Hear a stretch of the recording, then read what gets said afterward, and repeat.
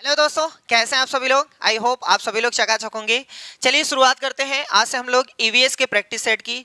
इस practice set में हमने 21 क्वेश्चन लिए हैं जो बहुत ज़्यादा इंपॉर्टेंट है। इसमें साथ में हम लोग पेडागोजी भी करेंगे और कंटेंट भी देखेंगे। एक क्वेश्चन में जितना एक्सप्लेन हो सकता है, मतलब जितनी इंपॉर्टेंट चीज़ें हैं उन सबको बताने की कोशिश की जाएगी। चलिए शुरुआत करते हैं क्वेश्चन नंबर 1 से। देखो, क्वेश्चन नंबर 1 ये कह रहा है कि निम्नलिखित में से वह युगल चुनिए जो हमारे देश के एक राज्य और एक केंद्र शासित प्रदेश से मिलकर बना है।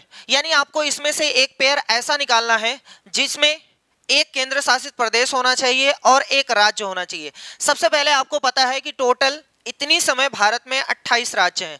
टोटल जो राज्यों की संख्या है वो है 28 राज्य। और केंद्र शासित प्रदेश कितने हैं भैया जी? अगर आप लोगों ने 7 याद किए हैं तो ऐसा नहीं है, अब 8 हो गए हैं। 8 केंद्र शासित प्रदेश हैं।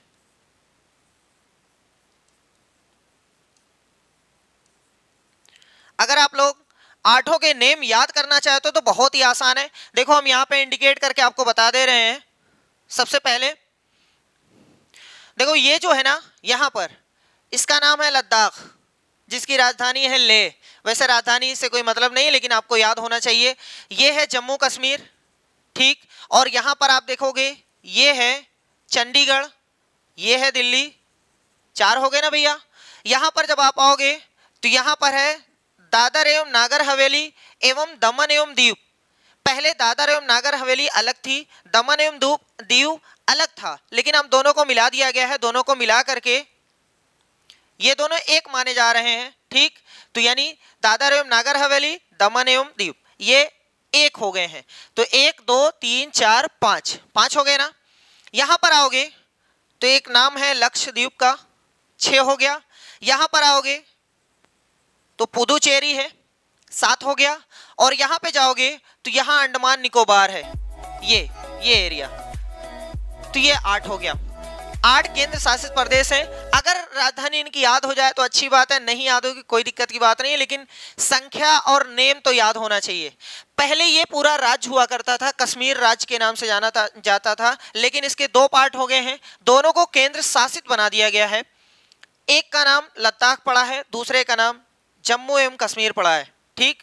चलो भैया, तो यहां पर आपसे पूछा जा रहा है कि एक ऐसा युगल बताओ जिसमें एक राज्य होना चाहिए और एक केंद्र शासित प्रदेश होना चाहिए। अगर आप देखोगे तो मणिपुर एक राज्य है, जम्मू एवं कश्मीर ये जो है केंद्र शासित प्रदेश है। अभी बताएं, ये जो है वो जम्मू और कश्मीर है, ठीक है। तो यही वाला ऑप्शन सही हो जाएगा, यही वाला ऑप्शन सही हो जाएगा। चलो देखते हैं कौन सा सही भैया। ये वाला ऑप्शन आपका सही है, पहला वाला। अच्छा सर जी, ये गलत क्यों है? क्योंकि असम एक राज्य है, उड़ीसा एक राज्य है। अगर असम की बात की जाए तो ये असम का एरिया है, और उड़ीसा की बात किया जाए तो ये है उड़ीसा का एरिया, ठीक है। उत्तराखंड एक राज्य है, मेघालय एक राज्य है, तेलंगाना एक राज्य है, अरुणाचल प्रदेश एक राज्य है। ऐसे ही कोई एक ब्लैंक मैप ले लीजिए, इसमें 28 राज्य आपको याद होने चाहिए, एकदम फिंगर पे होने चाहिए। कोई पूछ ले कि राजस्थान कहाँ है तो आप ये ना सोचिए कि सर जी राजस्थान कहाँ है, लाओ देखें। देखो, कुछ भी लिखा नहीं है, फिर भी बताया जा सकता है आराम से। बस खाली 2-3 बार प्रैक्टिस कर लो ना, अपने आप बैठ जाएगा। राजस्थान ये है गुजरात। इसके नीचे आओगे महाराष्ट्र, ये छोटा सा गोवा है, ये कर्नाटक है, ये केरल है, ये तमिलनाडु है, ये है आंध्र प्रदेश, और यहीं पर आपका तेलंगाना है, उड़ीसा है, पश्चिम बंगाल, ये सारी चीजें हैं, ठीक है। आई होप ये आपको क्लियर हो गया होगा। कितने राज्य हैं? 28 राज्य हैं और 8 केंद्र शासित प्रदेश हैं। पहले 29 राज्य हुआ करते थे और 7 केंद्र शासित प्रदेश थे। नेक्स्ट क्वेश्चन की ओर बढ़ते हैं भैया। क्वेश्चन ये कह रहा है कि भारत के 3 समुद्र तटवर्ती राज्य यानी कोस्टल स्टेट बताओ। समुद्र से जो किनारे किनारे राज्य हैं वो आपको बताने हैं, इसमें से 3, ठीक है। तेलंगाना, महाराष्ट्र, उड़ीसा, झारखंड, गुजरात, पश्चिम बंगाल, असम, उड़ीसा, कर्नाटक, गोवा, केरल, आंध्र प्रदेश। तो बहुत ही आसान है। देखो, 9 राज्य ऐसे हैं जो समुद्र से टच हैं, 9 राज्य ऐसे हैं। हम 9 का यहाँ नाम लिख देते हैं, वैसे आपको याद होना चाहिए। सबसे पहला, अच्छा यहाँ पर पहला नंबर डाल दें, चलो कोई दिक्कत नहीं है। 9 का हम यहाँ नेम लिख दे रहे हैं, 1 2 3 4 5 6 7, 8। और एक सलाह है कि अगर आप इसको रट करके याद करेंगे ना, बहुत मुश्किल है कि याद हो। अगर वही मैप लेकर के बैठ जाएंगे और इंडिकेट करके याद करेंगे ना कि ये देखो गुजरात है, उसके बाद महाराष्ट्र है, गोवा है, कर्नाटक है, ऐसे याद करेंगे तो बहुत ही आसान है। ठीक है, यहां से अगर हम स्टार्ट करते हैं, देखो यही मैप है ना, यहां से इलाका जो है ना वो समुद्र से घिरा हुआ है यहां तक। ये क्या है भैया? गुजरात है, इसके बाद महाराष्ट्र है, ये गोवा है। ठीक है, चलो हम लिख देते हैं, उसके बाद आपको बताते हैं गुजरात,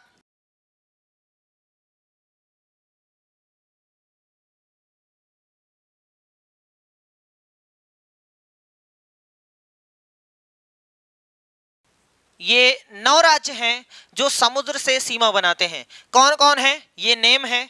अगर इसको मैप पर आप देखोगे तो बहुत ही आसान है। देखो ये है गुजरात, उसके नीचे आओगे तो महाराष्ट्र मिलेगा, ये छोटा सा गोवा है, उसके बाद ये कर्नाटक है, ये केरल है, तमिलनाडु है, आंध्र प्रदेश है, उड़ीसा है, पश्चिम बंगाल है। ठीक है, तो ये 9 राज्य हैं जो समुद्र से टच हैं। अब आपको बताना है इस क्वेश्चन में कि कौन से 3 हैं जो समुद्र से टच करते हैं। तेलंगाना, इसमें तेलंगाना नहीं है, तेलंगाना तो यहाँ बीच में भैया, देखो ये है तेलंगाना, ये है तेलंगाना, तो ये तो टच नहीं है, इसका मतलब ये नहीं है। तेलंगाना है ना, इसलिए गलत हो गया क्योंकि तेलंगाना नहीं है। झारखंड इसमें नहीं आ रहा है इसलिए गलत हो गया। असम इसमें नहीं आ रहा है इसलिए गलत हो गया। गोवा, केरल, आंध्र प्रदेश, देखो गोवा है, उसके बाद केरल यहाँ कहीं है, आंध्र प्रदेश यहाँ कहीं है। सही है ना, इसका मतलब ये वाला आपका सही है। बहुत ही आसान है, बस खाली आप मैप से याद करिए तो बहुत ही आसान क्वेश्चन लगेगा। चलिए नेक्स्ट क्वेश्चन की ओर बढ़ते हैं। नेक्स्ट क्वेश्चन क्या कह रहा है? क्वेश्चन ये है, मध्य प्रदेश के 3 निकटवर्ती राज्य यानी नेबरिंग स्टेट का नाम बताओ। इसमें से 3 मध्य प्रदेश के नेबरिंग स्टेट के नाम कौन कौन से हैं? नेबरिंग स्टेट का मतलब उससे सटे हुए, जस्ट उससे टच, जैसे आपके घर के पड़ोसी जो होते हैं वैसे ये भी पड़ोस के राज्य हैं। ठीक है, देखो कौन कौन से हैं, गुजरात, महाराष्ट्र, छत्तीसगढ़। अगर आप मैप पर देखोगे, मैप पर अभी अभी हमने दिखाया है कि ये देखो ये क्या है, ये है मध्य प्रदेश, इसे टच करता हुआ अपना उत्तर प्रदेश है, इसे टच करता हुआ राजस्थान है, गुजरात है, महाराष्ट्र है, छत्तीसगढ़ है। 5 ऐसे राज्य हैं जो इसके साथ सीमा साझा करते हैं, उत्तर प्रदेश, राजस्थान, गुजरात, महाराष्ट्र, छत्तीसगढ़। बाकी अगर कोई आता है तो उसके साथ सीमा साझा नहीं करता है। अब हम अपने क्वेश्चन में चलते हैं। क्वेश्चन क्या है? मध्य प्रदेश के 3 बताने हैं, तो देखो गुजरात के साथ साझा करता है, महाराष्ट्र के साथ साझा करता है, छत्तीसगढ़ के साथ साझा करता है। इसका मतलब पहला ही वाला ऑप्शन सही है। ये क्यों गलत है? उत्तर प्रदेश तो साझा करता है, राजस्थान भी साझा करता है, लेकिन बिहार नहीं करता है, इसलिए गलत है। इसमें तेलंगाना नहीं करता है, इसलिए गलत है। उड़ीसा नहीं करता है, इसलिए गलत है। सही है, समझ में आ गया, तो पहला वाला सही है। चलिए नेक्स्ट क्वेश्चन की ओर बढ़ते हैं। नेक्स्ट क्वेश्चन है, पेडागोजिकल क्वेश्चन है। क्या कह रहा है कि arrange the following steps involve in practicing activity based learning in proper sequence. क्रियाकलाप आधारित अधिगम के अभ्यास में सम्मिलित निम्नलिखित चरणों को सही क्रम में व्यवस्थित कीजिए। तो सबसे पहले क्या होता है, फिर उसके बाद क्या होता है, फिर उसके बाद क्या होता है, फिर उसके बाद क्या होता है। यहाँ पर ABCD उसका नेम है। कंडक्टिंग द एक्टिविटी यानी क्रियाकलाप का संचालन, उसके बाद है रिवाइजिंग दोहराना है, फिर उसके बाद है प्लानिंग योजना बनाना, फिर रिफ्लेक्टिंग ऑन द प्रोसेस यानी प्रक्रम पर विचार करना। सही क्रम का चयन कीजिए। अब सबसे पहले सोचो कि इसमें क्रियाकलाप का संचालन सबसे पहले होता है कि दोहराना पहले होता है कि योजना बनाना पहले होता है, प्रक्रम पर विचार करना। तो सबसे पहले जो होता है वो किसी भी पार्ट पर आपको पढ़ाना है तो सबसे पहले आपको योजना बनाना पड़ता है। सबसे पहले आप योजना बनाओगे तो योजना बनाना सी वाला पहले आना चाहिए, सबसे पहले सी। ठीक है, सबसे पहले सी। अब जब योजना बन गई है तो उसके बाद क्या किया जाता है, उसको पढ़ाया जाता है और क्या, यानी क्रियाकलाप का संचालन किया जाता है। तो ए वाला उसके बाद आएगा। ठीक, उसके बाद दोहराना है कि प्रक्रम पर विचार करना है। दोहराएंगे हम बाद में, पहले उस पर विचार करेंगे सही हुआ है कि गलत हुआ है, क्या चीज गलत हुआ है, अगर उसमें कोई गुंजाइश है सुधार करने लायक तो उसको सुधार करेंगे, उसके बाद उसको दोहराया जाएगा। इसका मतलब पहले प्रक्रम पर विचार किया जाएगा फिर दोहराया जाएगा। पहले डी रहेगा फिर बी रहेगा, यानी डी वाला पहले रहेगा फिर बी रहेगा। तो ये चारों हैं सी ए डी बी, किसमें सही है? ये तो ए से स्टार्ट है, गलत है। ये सी ए बी डी है, ये गलत है। ये वाला ऑप्शन सही है, बी वाला। ठीक है, अच्छी तरीके से समझ जाइएगा।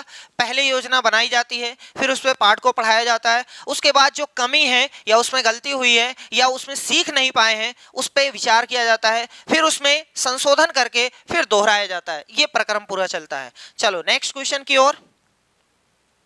कह रहा है कि एक छात्र 29 नवंबर 2022 को सूरत से नागरकोइल जाने के लिए ट्रेन में बैठा।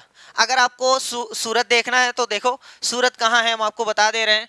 मैप से जितना पढ़ोगे ना उतना याद रहेगा, हमेशा याद रहेगा।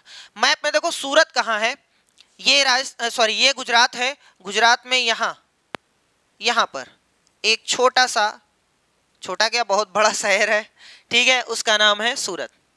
नागरकोइल एक आया था ना, नागरकोइल कहाँ है? ये है तमिलनाडु। इसमें एकदम नीचे वाला इलाका, एकदम नीचे है नागरकोइल। मतलब यहाँ से लेकर यहाँ तक वो जा रहा है ट्रेन में बैठ के। ठीक है, तो दोनों नेम आपको याद हो ना याद हो कोई दिक्कत नहीं है, लेकिन पोजीशन तो पता होनी चाहिए कि सूरत कहाँ है। सूरत जो है वो गुजरात में है, नागरकोइल जो है वो तमिलनाडु में है। ठीक है, चलो इससे इंटरेस्ट बढ़ता है, बाकी कोई चीज नहीं है, इससे इंटरेस्ट बढ़ता है। चलो देखो, कह रहा है कि एक छात्र 29 नवंबर 2022 को सूरत से नागरकोइल जाने के लिए ट्रेन में बैठा।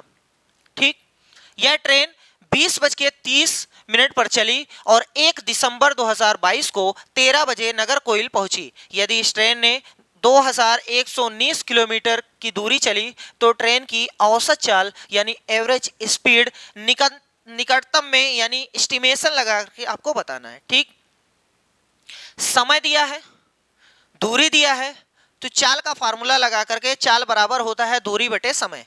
चाल बराबर क्या होता है भैया? चाल बराबर दूरी बटे में समय, डिस्टेंस अपॉन टाइम। डिस्टेंस हमें पता है 2119 है, हम यहां पर टंग देंगे 2119।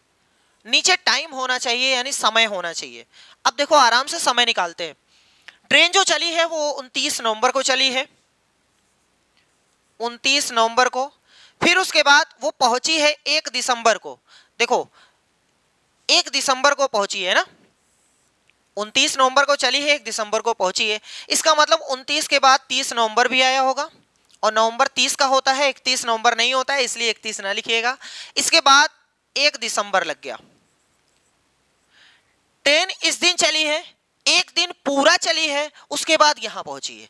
अब देखते हैं 29 दिसंबर को कितने घंटे चली है, 29 नवंबर को कितने घंटे चली है, 30 नवंबर को कितने घंटे चली है, वो तो सबको पता है कि 24 घंटे। पूरे दिन चल रही है ना, इसका मतलब 24 घंटे तो यहां चली है ट्रेन।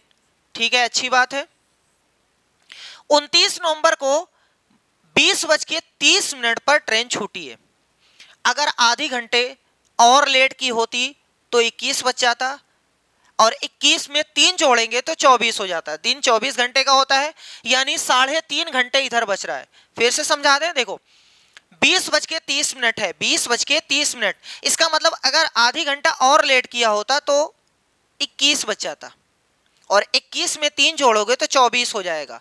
इसका मतलब 3 घंटे 30 मिनट। 3 घंटे 30 मिनट। नहीं समझ में आया तो 24 में से इतना घटा लीजिएगा, अपने आप आ जाएगा 3 घंटे 30 मिनट।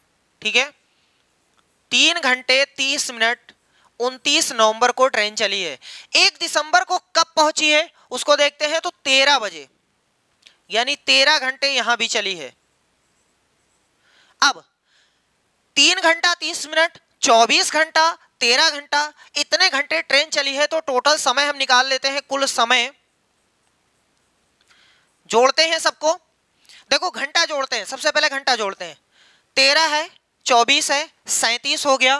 3 घंटा इधर है, इसका मतलब 40 घंटे और 30 मिनट तो लगा हुआ है। सही है, यहां तक समझ में आया? 40 घंटे है, 30 मिनट है। 30 मिनट को आप लोग आधा घंटा कहते हो ना, 30 मिनट को आधा घंटा कहा जाता है, और आधे को मैथ में 1/2 लिखते हैं। कोई दिक्कत तो नहीं है। चलो हम इसको लिखते हैं 40, और ये है आधा घंटा। ये भी घंटा है, ये भी घंटा है। अब ये मिनट में था, 30 मिनट था, लेकिन हमने 1/2 लिख दिया तो ये घंटा हो गया। इसका मतलब 40 घंटा ये भी है और 1/2 घंटा ये भी है, तो अब कुल मिलाकर के ये पूरा पूरा घंटा हो गया। समझ में आ रहा है?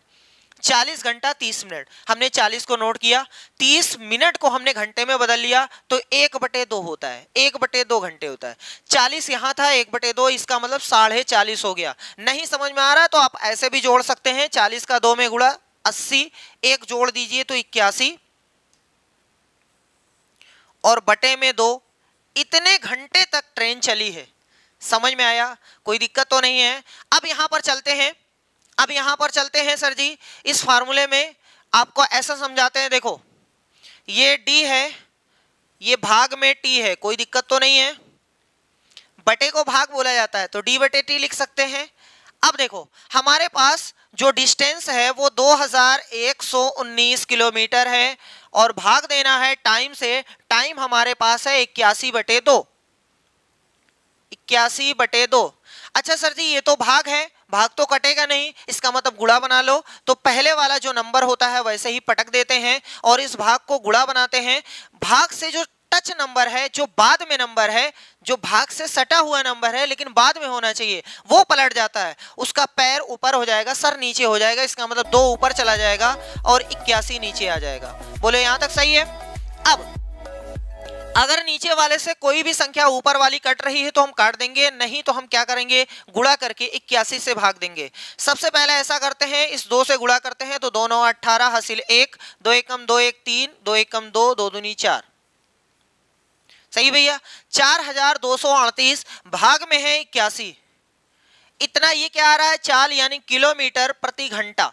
बहुत अच्छी बात है। लेकिन सर जी ये तो कुछ और दे रहा है, 51 55 53 54, तो कैसे सॉल्व होगा? बहुत ही आसान है, 81 से भाग देते हैं। देखो ध्यान से देखिएगा, हम यहां पे देते हैं भाग,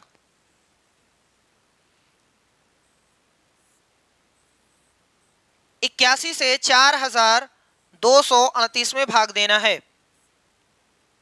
81 का पहाड़ा 4 में नहीं जाएगा, एक अंक और ले लो, 42 हो गया, नहीं जा रहा है 423 हो गया, 3 अंक हो गया। अब 423 में 81 का पहाड़ा कितनी बार जाएगा? तो आप सोचोगे तो 5 बार जाएगा। इस 5 से गुणा कर दो, 5 एकम 5, 5 8 40, 405 आ गया। इसका मतलब यहां से जब घटाएंगे तो यहां 18 बचा। अब देखो सर जी 81 का पहाड़ा 188 में 2 बार गया। अब यहां 2 से गुणा करेंगे, 2 एकम 2, 2 8 16, 162 हो गया, यहां से 6 आ गया, यहां से इतना आ गया। अब दशमलव बढ़ाते हैं, जिस भी संख्या में दशमलव नहीं होता है वहां दशमलव आप बढ़ा करके 0 0 लिख सकते हो, कोई भी दिक्कत नहीं है। यहां दशमलव आ गया, इसके बाद एक अंक और आ गया 260। 8 का पहाड़ा 3 बार जाएगा तो इसका मतलब 3 बार ले जा रहे हैं, 3 एकम 3, 3 8 24, 243, यहां से 17 बच गया, यहां से फिर 0 आ गया। ठीक है, देखो भैया कितनी बार ले जाएं, 2 बार लेके जा रहे हैं, तो यहां से 2 162। अब चलो जाने दो, हमारा जो फाइनल आंसर आ रहा है, अब ध्यान से देखिए 52.32 किलोमीटर प्रति आवर, ये हमारा फाइनल आंसर है। लेकिन इसने कहा है निकटतम बताओ, एस्टिमेशन लगा करके बताओ, एक आंकड़ा बताओ कितना हो सकता है। आंकड़ा वाला थोड़ा सा हम आपको बताते हैं। जैसे यहां पर देखो, अगर हम चाह रहे हैं कि हमारे पास लिखा हुआ है 34 और यहां पर उसके बाद लिखा हुआ है कुछ भी मान लेते हैं, दशमलव के बाद लिखा हुआ है 1, और हम चाह रहे हैं कि दशमलव के बाद अंक नहीं लेना, तो ये वाला दशमलव के बाद जिस अंक को आप छोड़ते हो उस अंक को देखना पड़ेगा। अगर वो 4 या 4 से कम है, 4 या 4 से कम है तो उसको वैसे ही छोड़ दिया जाएगा, लेकिन अगर 4 से ज्यादा है तो एक जोड़ा जाएगा तब छोड़ा जाएगा। ठीक है, कहने का मतलब ये है, देखो ये 4 या 4 से कम है, इसका मतलब इसको छोड़ दो, कोई भी दिक्कत नहीं है, तो इसका आंसर 34 लिखा जाएगा। लेकिन अगर यही 34.5 होता 34.5। तो अब देखो इसको आप छोड़ना चाह रहे हो तो ये देखो 4 से ज्यादा है, इसलिए एक जोड़ो तब छोड़ो। अब एक कहां जोड़ा जाएगा, तो इसमें एक जोड़ेंगे। 34 के बजाय ये कितना हो गया, 35 हो गया। अब इसको छोड़ दो। सही है, समझ में आया। अगर कोई कहे कि यहां लिखा हुआ है 34.4, ये इसको छोड़ना है, तो अगर 4 तक है तो वैसे जा सकता है, लेकिन अगर 4 से ज्यादा है तब एक जोड़ करके तब छोड़ेंगे। सही है, तो ये 4 तक है, इसका मतलब ये वैसे ही चला जाएगा, कोई भी दिक्कत नहीं है। सही है, अगर यहां रहे 34.9 तो इसको आप छोड़ना चाहते हो। देखो ये 4 से अधिक है ना, इसका मतलब इसमें एक जोड़ दो, तो कितना हो जाएगा, 35।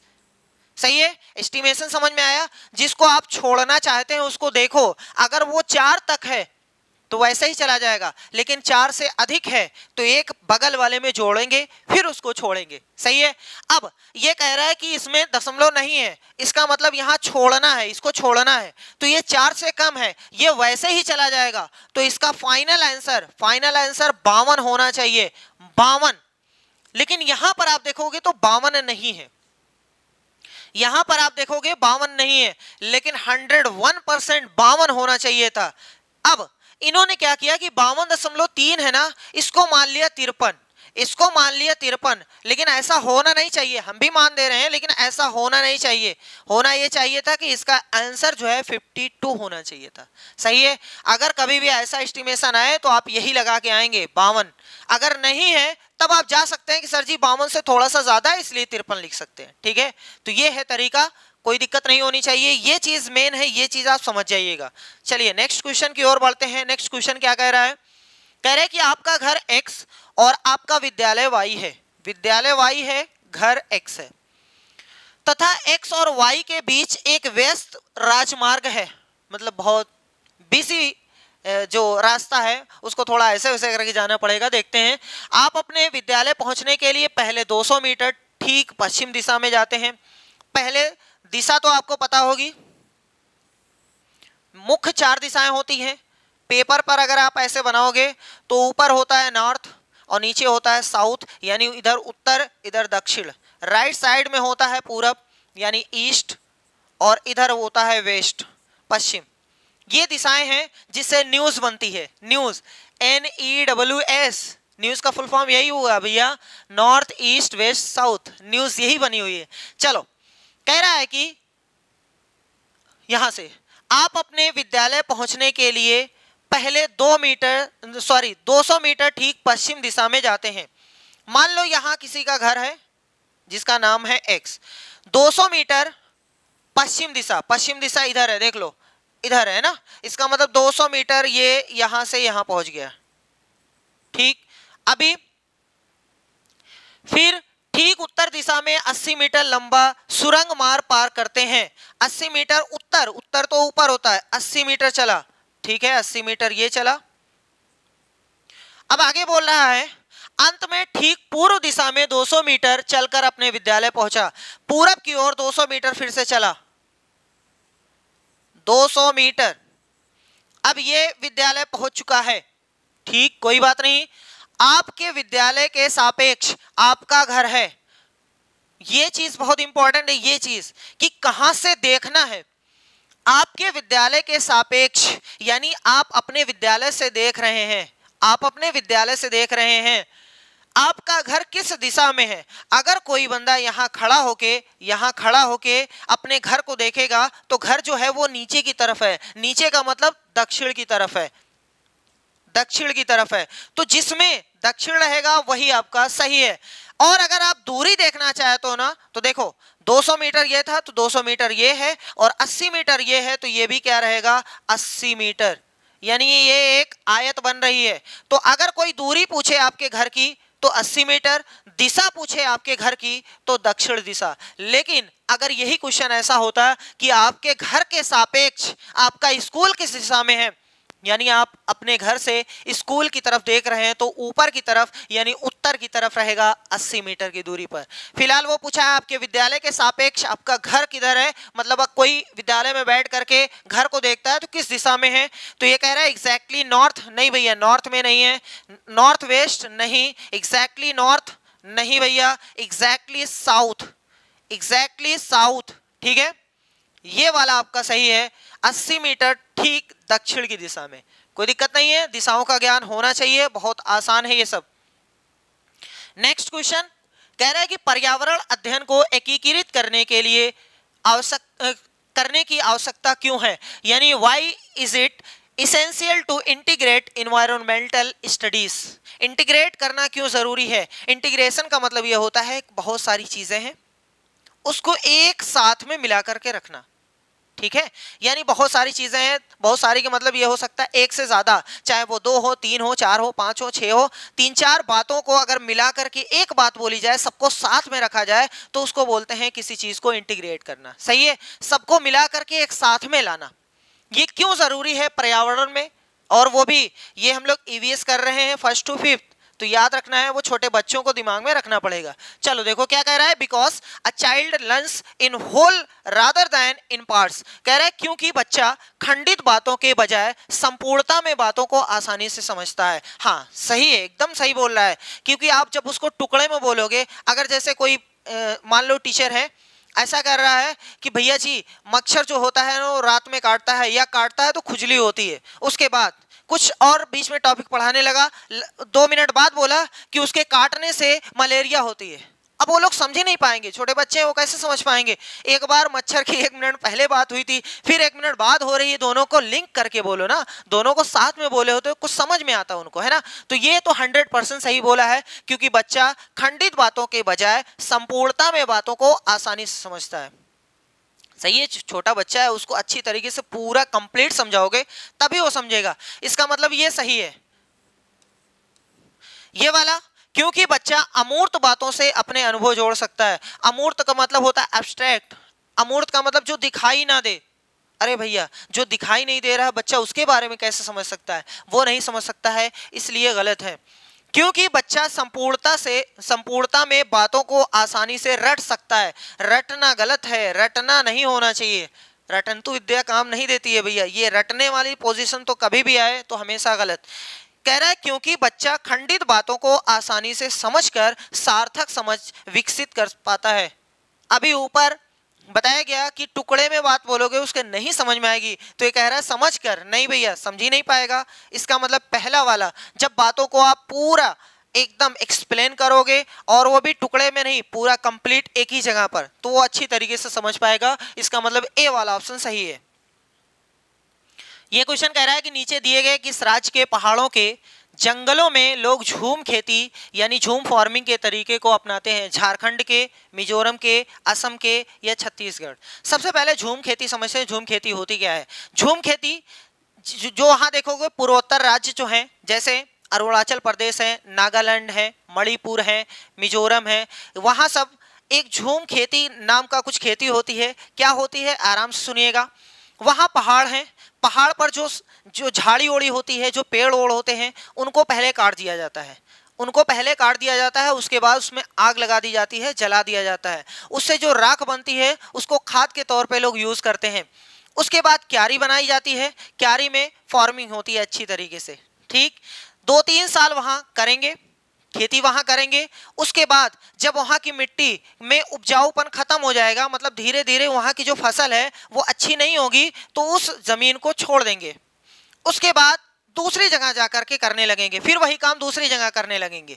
उसके बाद 3-4 साल वहाँ करेंगे, जब देखेंगे कि यहाँ अब सही हो गई ज़मीन, फिर वापस आ जाएंगे। ऐसे ऐसे ज़मीन हर बार बदलते रहते हैं, 2-3 साल बाद बदलते रहते हैं। ठीक है, अब देखो उसी को बोलते हैं झूम खेती। अच्छा, एक नेम झूम खेती है, और हमने कहा कि स्थान बदलते रहते हैं, मतलब स्थानांतरित होते रहते हैं, इसीलिए इस खेती का नाम स्थानांतरित खेती भी बोला जाता है, स्थानांतरित खेती। ठीक है, स्थानांतरित। ओहो क्या लिख दिए हैं, मिट जा भैया, जल्दी जल्दी जल्दी जल्दी। ओहो ऐसे नहीं मिटेगा, मानेगा नहीं, ऐसे मानेगा। ठीक है,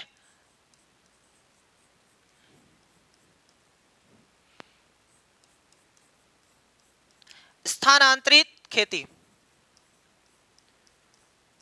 और अभी हमने बताया कि वहां पे काट देते हैं यानी स्लैश कर देते हैं, उसके बाद उसको जला देते हैं यानी बर्न कर देते हैं, इसीलिए उसका name slash and burn forming भी है। Slash and burn forming, sorry forming, burn देखो बी से लिख रहे हैं, हिंदी में लिखना है ना भैया, बर्न फॉर्मिंग। तो समझ में आ रहा है उसका नेम क्यों पड़ा है? स्थानांतरित, स्थान बदलने की वजह से। स्लैश एंड बर्न फॉर्मिंग यानी काट करके जला देते हैं, इसलिए slash and burn farming. Sir ji ये होती कहाँ है? अभी अभी नाम तो बताएं, अरुणाचल प्रदेश, मिजोरम, नागालैंड, मणिपुर, यहाँ पर एकदम झूम झूम की खेती होती है, मतलब एकदम भरपार है इसकी। और एक चीज ये भी याद कर लो कि जो किसान झूम की खेती करते हैं उसको झुम्मियाँ कहते हैं, ठीक है। चलो भैया, झारखंड में नहीं, झारखंड में नहीं होती है, मिजोरम में, हाँ मिजोरम इसका ऑप्शन सही है। असम के कुछ इलाकों में होती है, कुछ इलाकों में होती है, लेकिन असम में उतनी वो नहीं है, मिजोरम में बहुत ज्यादा है। तो ये इसका ऑप्शन सही होगा मिजोरम, हम लिख दे रहे हैं भैया। चलो मिजोरम के अलावा मिजोरम, उसके बाद नागालैंड, ये जो मेन है वो बता दे रहे हैं, नागालैंड, मणिपुर, अरुणाचल प्रदेश, अरुणाचल प्रदेश, ये 4 जगह तो मेन है ना। और बांग्लादेश में भी कुछ पहाड़ों पे होती है, लेकिन बांग्लादेश हमारे है नहीं उसमें, इसलिए ये याद कर लीजिएगा। यहाँ झूम खेती एकदम झूम झूम के होती है, मतलब बहुत भरमार है।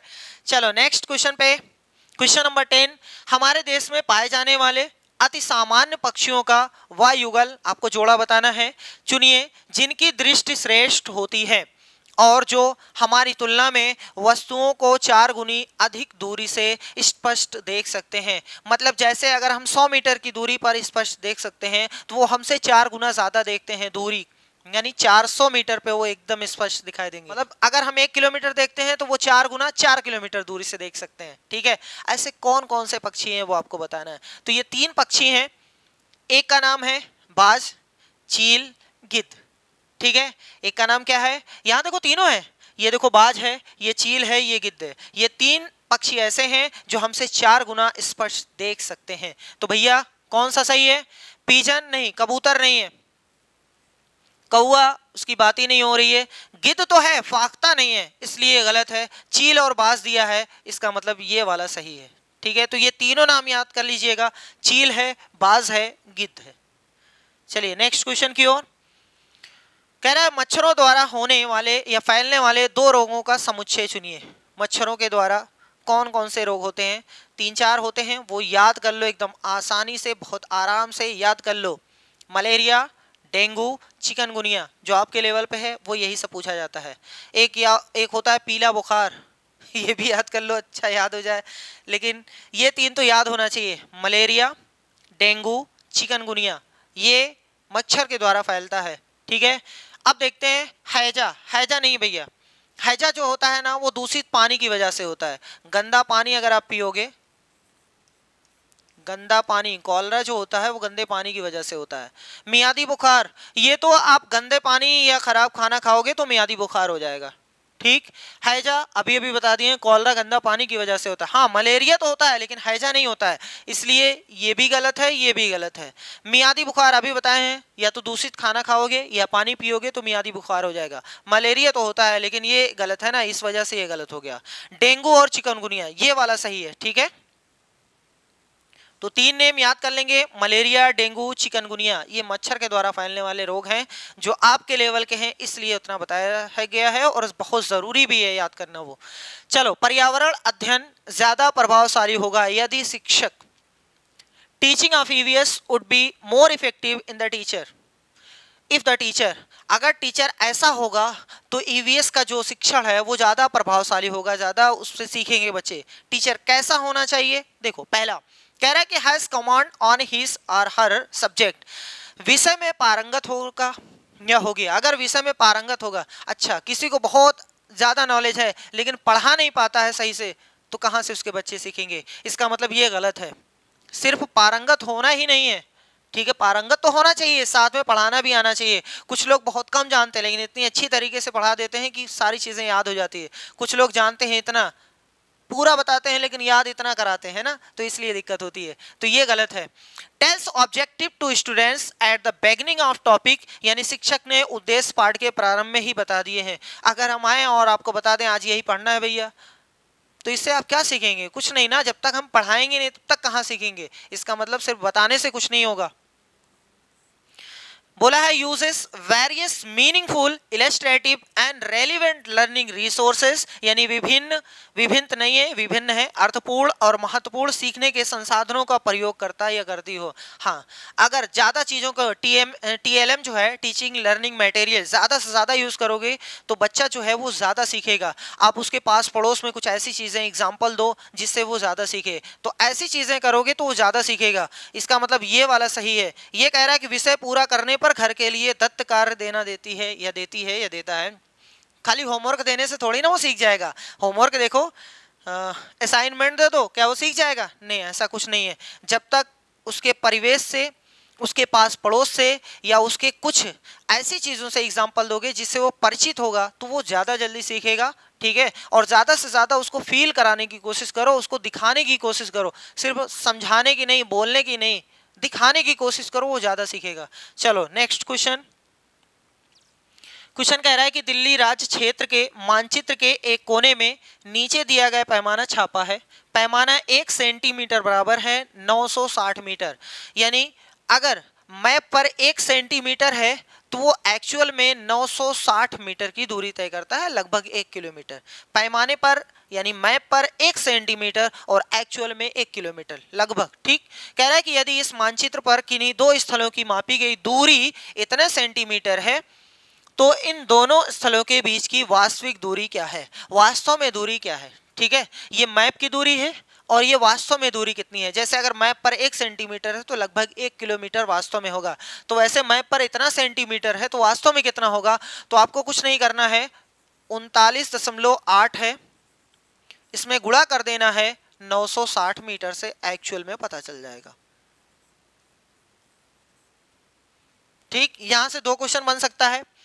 यही पैमाना दे करके सेंटीमीटर भी दे सकता है, मैप वाली दूरी दे सकता है, तो आपसे वास्तविक दूरी पूछेगा। जैसे ये क्वेश्चन है, इसमें ऐसा भी पूछा जा सकता है कि वास्तविक दूरी दे करके मैप वाली दूरी पूछेगा। तो अगर कभी भी वास्तविक दूरी दिया रहे, मैप वाली दूरी पूछे तो भाग देंगे, और अगर मैप वाली दूरी दे करके वास्तविक दूरी पूछे तो गुणा करेंगे। सही, जैसे हमने गुणा कर दिया।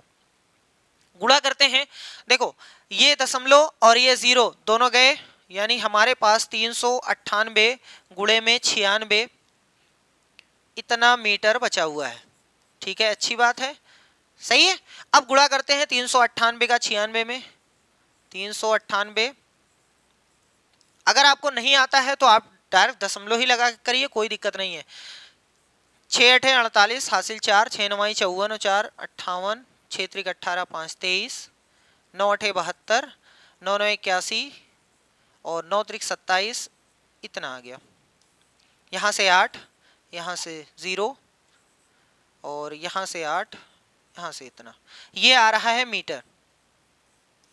लेकिन इसमें किलोमीटर है, इसका मतलब 38 208, इसमें हम 1000 से भाग दे देंगे, ये किलोमीटर बन जाएगा। 1000 से जब भाग देंगे, दशमलव यहाँ होता है, 3 लेफ्ट आ जाएगा, इसका मतलब यह हुआ कि 38.208 इतना किलोमीटर। लेकिन वो बोला है कि यहाँ पर दशमलव नहीं होना चाहिए, तो दशमलव नहीं होना चाहिए इसका मतलब इसको छोड़ना चाहते हो तो देख लो 4 से ज़्यादा है या 4 तक है, तो ये 4 से कम है या 4 तक है, इसका मतलब ये तो ऐसे ही चला जाएगा, तो उत्तर आ जाएगा 38 किलोमीटर। निकटतम में पूछा है ना, इसका मतलब फाइनल आंसर हो जाएगा 38 किलोमीटर। ठीक है, वही वाला कॉन्सेप्ट याद करिएगा, वो नहीं कि उसमें गलत क्वेश्चन में दिया हुआ था। ठीक है, उसका आंसर 52 होना चाहिए था, लेकिन पता नहीं क्यों नहीं दिया था। ठीक है, तो चलो ये है 38 किलोमीटर। नेक्स्ट क्वेश्चन कह रहा है कि पहाड़ी क्षेत्र की किसी लड़की ने अपने राज्य के अधिकांश घरों के बारे में निम्नलिखित विवरण दिया। पहाड़ी क्षेत्र की एक लड़की है जो अपने घर के बारे में बता रही है। सबसे पहले पहाड़ी क्षेत्र की है, तो याद रखिएगा भारत में पहाड़ कहाँ है, उत्तर भारत में पहाड़ हैं, और वो तटीय इलाकों में कुछ पहाड़ है ना, तो देखते हैं कहाँ की बात हो रही है। हमारे यहाँ वर्षा बहुत होती है, वर्षा बहुत होती है तो पूर्वोत्तर राज्य में होती है और थोड़ा सा उत्तर राज्य में होती है, और केरल वाले इलाके में होती है बहुत ज्यादा वर्षा, ठीक है। हिमपात भी होता है, इसका मतलब अब हिमपात तो उत्तर में ही होती है, सिर्फ उत्तर में, बाकी कहीं हिमपात नहीं होता है, यानी बर्फ नहीं गिरती है। जब ठंड अधिक हो जाती है तब धूप में बैठना अच्छा लगता है। हमारे घर पत्थर अथवा लकड़ी से बनाए जाते हैं। हमारे घरों की छतें ढालू होती हैं, क्योंकि पहाड़ पे बर्फ गिरती रहती है, इसलिए ढालू बनाया जाता है ताकि बर्फ गिरे और स्लिप करके नीचे चली जाए, ठीक। ये राज्य होना चाहिए, क्या होना चाहिए, राज्य। राज्य बोला है तो कौन सा राज्य, हिमाचल होगा, असम होगा, बिहार होगा या लद्दाख होगा। देखो भैया लद्दाख नहीं होगा, क्यों नहीं होगा, क्योंकि ये तो केंद्र शासित प्रदेश है। राज्य कहाँ है, इसका मतलब ये राज्य पूछा है तो ये पहले ही गलत हो गया। बिहार में क्या बहुत ज्यादा वर्षा होती है, क्या वहां पर बर्फ गिरती है, ऐसा तो है नहीं। असम में बहुत ज्यादा वर्षा होती है, हाँ बहुत ज्यादा बारिश होती है, लेकिन क्या बर्फ गिरती है, बर्फ नहीं गिरती भैया वहां पर, इसका मतलब ये भी गलत। तो हमारा एक ऑप्शन बचा हुआ है हिमाचल प्रदेश, यही ऑप्शन सही हो जाएगा, यानी वो लड़की कहाँ की है, हिमाचल प्रदेश की। चलो, कह रहा है कि रीडिंग मैप्स, यानी जो पर्यावरण में अगर मैप आप देखोगे तो उससे क्या सीख मिलती है, ये क्वेश्चन है। Reading maps in environmental studies develops an important skill in students, that skill is, उस स्किल से क्या फायदा होता है, वो स्किल क्या है। देखो, पर्यावरण अध्ययन में मानचित्र पढ़ना एक आवश्यक कौशल विकसित करता है, वह कौशल क्या है।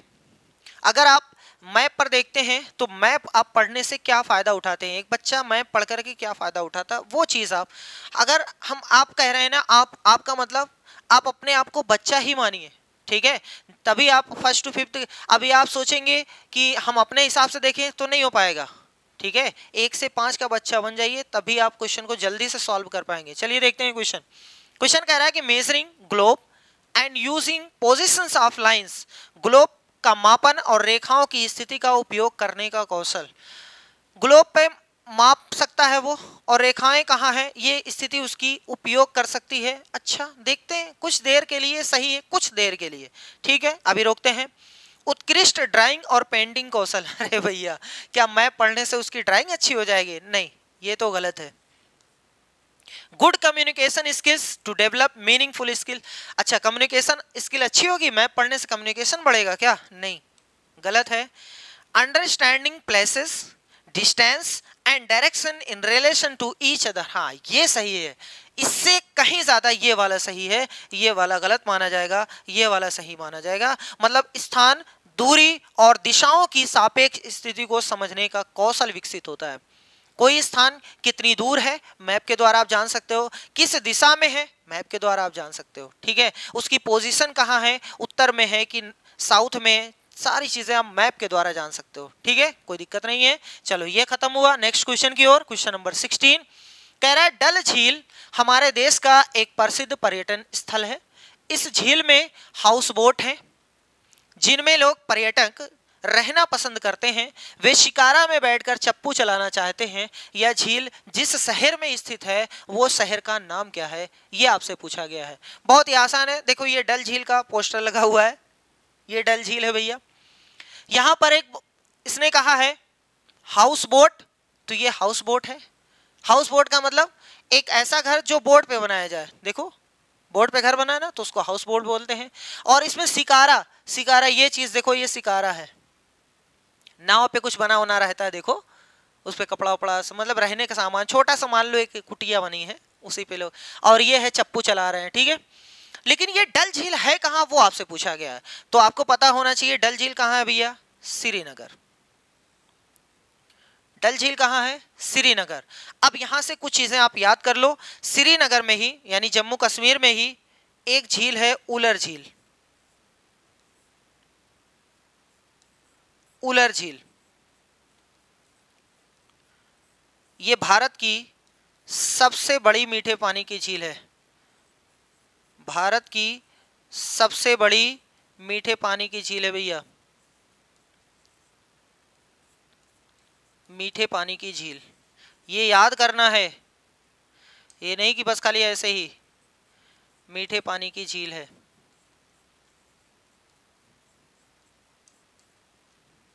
वहीं अगर उदयपुर की बात करें, उदयपुर, चलो अच्छा पहले हैदराबाद बता देते हैं।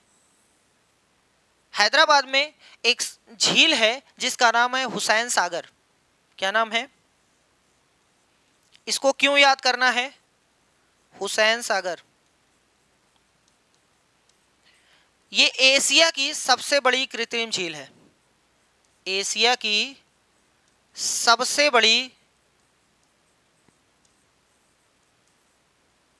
कृत्रिम झील है।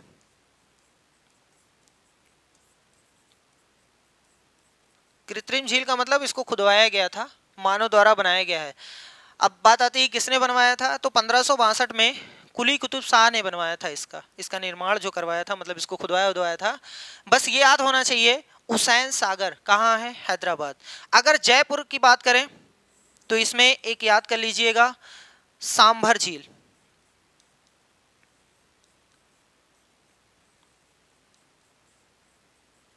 सांभर झील ये भी भारत की सबसे बड़ी झील है, लेकिन ये मीठे पानी की है और ये खारे पानी की है। ठीक है, ये भी भारत की सबसे बड़ी झील है लेकिन खारे पानी की। ठीक है, खारे पानी की सबसे बड़ी झील है। अगर कोई पूछे भारत की सबसे बड़ी झील खारे पानी की तो सांभर, और अगर मीठे पानी की तो उलर। ठीक है, वहीं अगर उदयपुर की बात करो तो उदयपुर में बिछोला एक झील है, उसको याद कर लो, नहीं तो रहने दो। ये जितना लिखवाया गया वो तीनों याद होना चाहिए। ये हुसैन सागर वाला याद ना हो चल जाएगा, लेकिन उलर सांभर तो 101% याद होना चाहिए। ठीक, चलो नेक्स्ट क्वेश्चन की ओर। Question number 16। मच्छर प्रायः हमें परेशान करते हैं, सबको पता है भाई, आज काट काट करके एकदम पूरा दिखाई दे रहा, मच्छरदानी बना दी है, छेद छेद पूरा कर दिए है ना। अंधेरे में भी वे हमें ढूंढ सकते हैं। कैसे वो ढूंढते हैं? कुछ लोग कहते हैं हमें देखते हैं, कुछ लोग कहते हैं हमें सूंघते हैं, कुछ लोग कहते हैं हमारा जिस्म उसे लाल दिखाई देता है तो वो देखते हैं। कैसे वो लोग पहचानते हैं? कहते हैं हमारे सांसों के कंपनों द्वारा। नहीं भैया, हमारे सांस के कंपनों के द्वारा वो नहीं पहचानते हैं। सांस द्वारा छोड़ी गई वायु की गर्मी से नहीं, सांस द्वारा छोड़ी गई वायु की गंध से, इससे भी नहीं, तो जो बचा वो सही है। ठीक है, ये याद कर लो, पैरों के तलों की गंध और हमारे शरीर की गर्मी से वो लोग पहचानते हैं। ठीक, तो इस वजह से मच्छर हमें देख करके नहीं आते हैं, पैरों के तलों की गंध और हमारे शरीर की गर्मी को महसूस करके वो लोग आते हैं और उस तलों की गंध सूंघ करके आते हैं। नेक्स्ट क्वेश्चन है, दी गई पहेली को हल कीजिए। कह रहा है कि कूटी जाती पीसी जाती, कौन ऐसी चीज है जो कूटी भी जाती है पीसी भी जाती है? ठीक है, भोजन तीखा खूब बनाती, कौन ऐसी चीज है जो भोजन को तीखा बना देती है? तो दो चीज होती है, मिर्च भी होती है और एक काली एक हरी। अब वही सही होगा है ना भैया, देखते हैं। खाने में ज्यादा होने पर मुंह से निकले सीसी, आंख और नाक से निकले पानी, याद दिला दूं नानी, सोचो सोचो कौन हूं मैं, जल्दी बोलो कौन हूं मैं। इसका हल है, हल्दी है? नहीं, हल्दी तो नहीं है। क्लोव है? नहीं, लौंग भी नहीं है, इलायची भी नहीं है, लाल मिर्च है, रेड चिली है। सही है, तो बहुत आसान क्वेश्चन था। चलिए नेक्स्ट क्वेश्चन की ओर।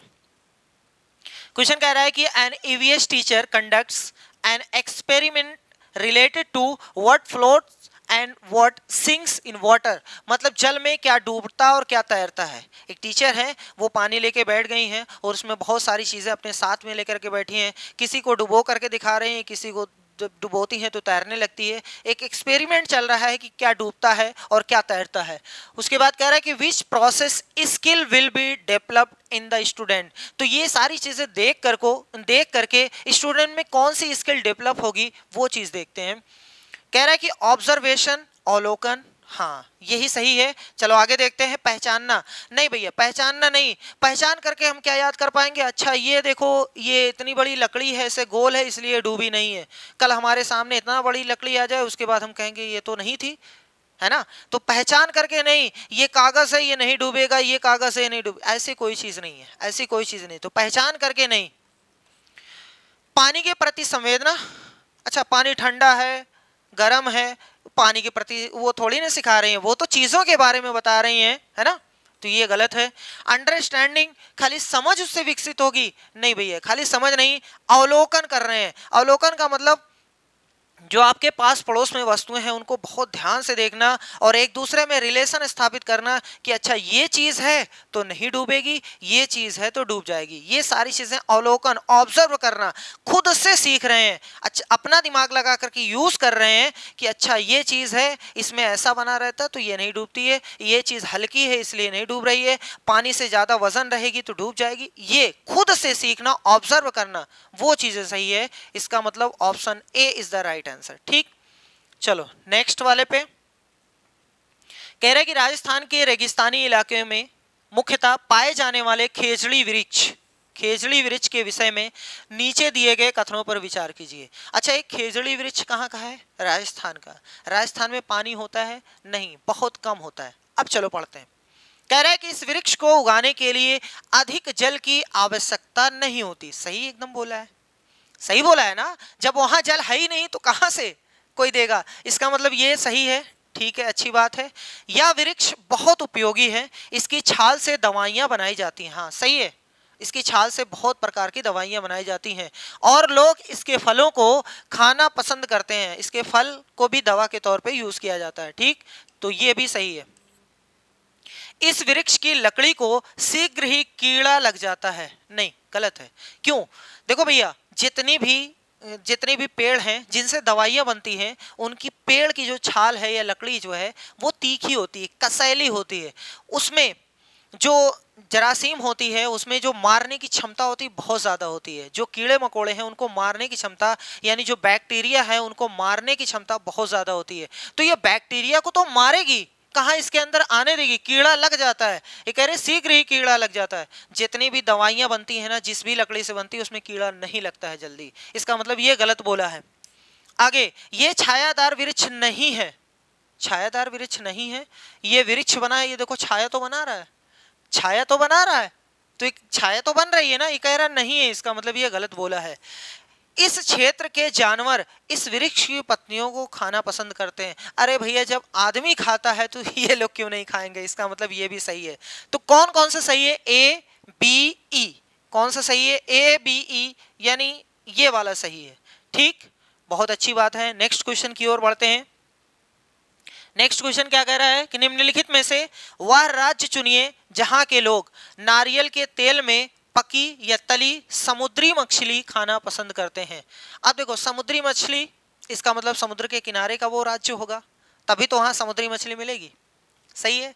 और नारियल कुछ ही इलाकों में पाए जाते हैं बहुत ज़्यादा, जैसे केरल में बहुत ज़्यादा पाए जाते हैं, गोवा में बहुत ज़्यादा पाए जाते हैं। ठीक है, इधर उड़ीसा में बहुत ज़्यादा पाए जाते हैं। जो उतने ये इलाके जो किनारे के हैं ना, वहाँ बहुत ज़्यादा पाए ही जाते हैं। देखो, कह रहा है कि गोवा, तेलंगाना, छत्तीसगढ़ या झारखंड। झारखंड ये तो बीच में है, छत्तीसगढ़ वो तो महाराष्ट्र, सॉरी ये मध्य प्रदेश के बगल में है, तेलंगाना उसी के बगल में है। तो ये सब तो कहाँ बाहर है, ये किनारे थोड़ी ना है, तटवर्ती क्षेत्र थोड़ी ना है। ये गोवा जो है ना, यही समुद्र के किनारे है और यहाँ नारियल भी पाया जाता है और नारियल में पकी हुई मछली भी बहुत ज़्यादा खाई जाती है। ठीक है, तो कभी गोवा जाइएगा तो हाँ, नारियल के तेल में तली या पकी हुई जो मछली है उसको ज़रूर खाइएगा, बहुत टेस्टी होती है। ठीक है, हमने खाया नहीं, बस ऐसे ही बता रहे हैं।